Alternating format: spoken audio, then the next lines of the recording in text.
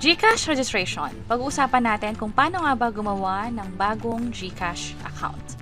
By the way, kung first time mo sa channel na ito and gusto mo pa ng mga online tutorial videos katulad nito, please click the subscribe button. Para makapag-register sa GCash, pumunta muna sa Play Store or sa App Store at i-search ang GCash. Mula dito, pwede nang i-install at kapag natapos na yung pag-install, pwede nang i-open yung app. Sa app mismo, kapag first time mo, ito muna yung makikita mo. Kailangan ng mga permission dito sa contact, storage, location, at sa camera. Para makapag-proceed tayo sa mga next step, i-click ko lang tong allow. Para naman sa access, allow only while using the app. Allow ko din to. And this time, i-enter na natin yung phone number natin sa GCash. Ito na yung parang pinakamayiging GCash account natin. Reminder lang na kung sakaling yung nilalagay mo ditong number ay na-register na pala sa GCash at napa-deactivate yun or na-block na, hindi na pwedeng magamit yung same number na yun sa GCash. So, i-enter ko lang dito yung phone number, kahit Smart, TNT, TM, or ibang network pwedeng mag-register sa GCash. Click ko lang tong next at hintayin ang OTP na ma-receive sa phone ninyo. Ito yung halimbawa ng OTP, i-enter ko lang siya dito. And then, may dalawa kayong makikitang option, new account or recover account.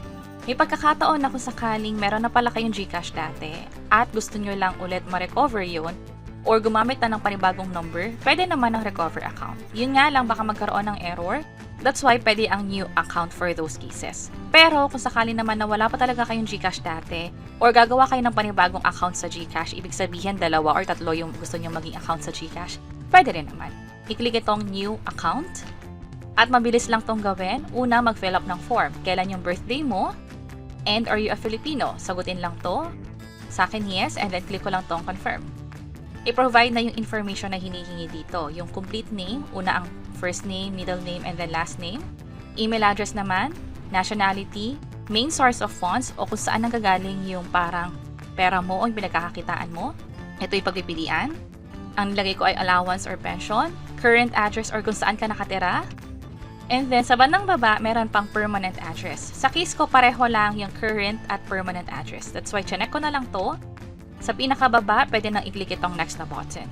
Merong referral code na hinihingi. Pero ngayon, parang wala na kasing referral code sa GCash. So, skip na lang to. I-leave na lang to as blank and then click next. Review your information. So, patapos na tayo. Mapapansin nyo, hindi na kailangan ng valid ID. So, okay na ako. Scroll down lang. Click ko yung confirm.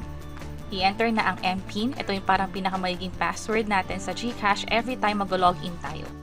Pwede nyo i-tap itong I na icon para makita kung nag-match ba yung MPIN na in-enter ninyo. Sa akin, okay na. Check natin tong terms and conditions and then i-click ang confirm. Nakapag-register na tayo sa GCash successfully, pero may isa pang step.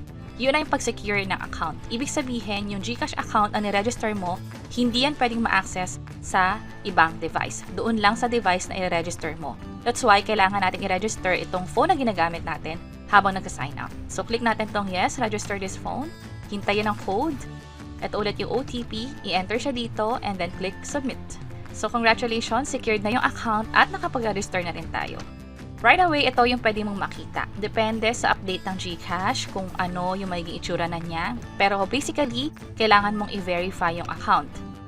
At kapag chinek nyo rin yung profile tab sa GCash account ninyo, sa bandang taas, andito yung pangalan, yung phone number ninyo, at yung account type nyo. This time, basic pa lang ito. Kailangan ng valid ID para maging fully verified. At ano nga ba yung mangyayari kung basic account lang ang meron ka sa GCash? Ito yung GCash Wallet and Transaction Limit. Merong Basic, merong Junior, Fully Verified, GCash Plus, at GCash Platinum. Para sa Basic, ang limit lang ng GCash account natin ay nasa 10,000 pesos. Pero yung Transaction Limit, nasa 5,000 lang yan. Ito yung pagpapadala ng pera or pag-receive ng perang padala.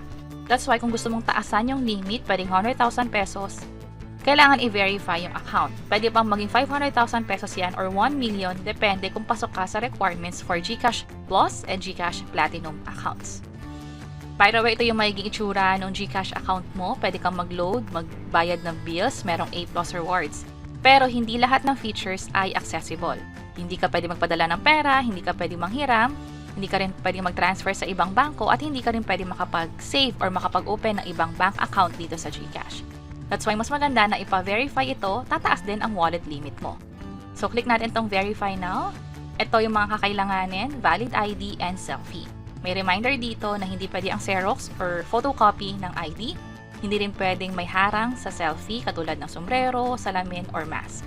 So, kukumpletuhin lang natin lahat ng information na hinihingi. Merong 5 steps dito. Una, birth date ulit and citizenship. So, nasagot ko na. Na-check ko na rin itong terms and conditions. Click natin itong next. This time, ito na yung sa valid ID kung saan pipicturean na natin.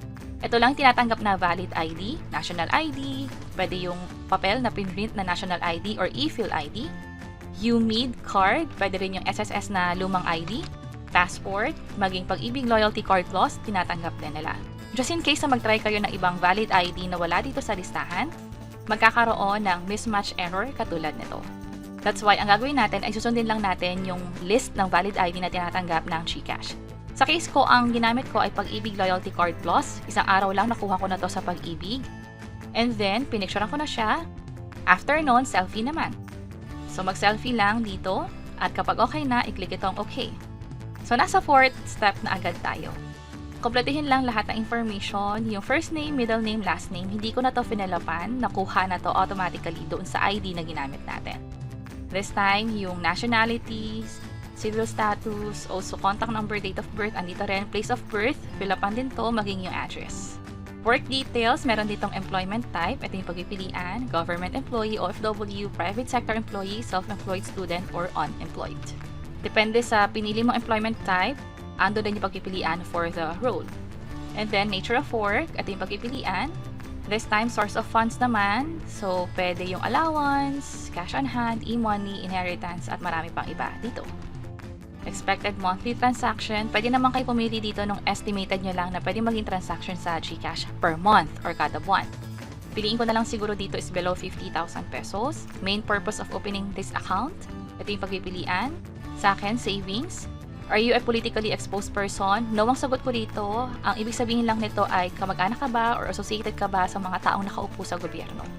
To establish ownership, are you the actual owner of this account? Sa akin, yes. And then, just in case na ma-skip, ito yung ID number na skip ko pala siya, hindi ko na-fill-upan. Kung ano yung ID number na nakikita ninyo doon sa ID na pinicturean ninyo, siya na lang i-type dito. And then, nung natapos ko na yung pag-submit ng form, bigla akong nag-exit. Pero normally, dapat makakuha kayo ng confirmation na katulad nito. They are verifying your account. Makaka-receive daw ng text within 3 days. Akala ko aabutin talaga ng 3 days. Pero within the same hour, after 20 minutes nga lang, naka-receive na ako ng text from GCash na fully verified na yung account. At kung mamamansin nyo, marami na akong features dito. Kanina, malabo to. Parang grayed out siya. Pero ngayon, may borrow na, GSave, G-Insure. Also, pwede na rin magpadala ng pera, GCash to GCash, GCash to other users, at marami pang iba. Yung wallet limit natin from 10,000 naging 100,000 pesos na siya. Yung outgoing limit naging 100,000 pesos na siya. Also for incoming limit, mas tumaas na din. At ganun kadali gumawa ng GCash account na fully verify na rin ito, nangangailangan ng valid ID para tumaas yung wallet limit natin at ma-access iba pang mga features dito sa GCash.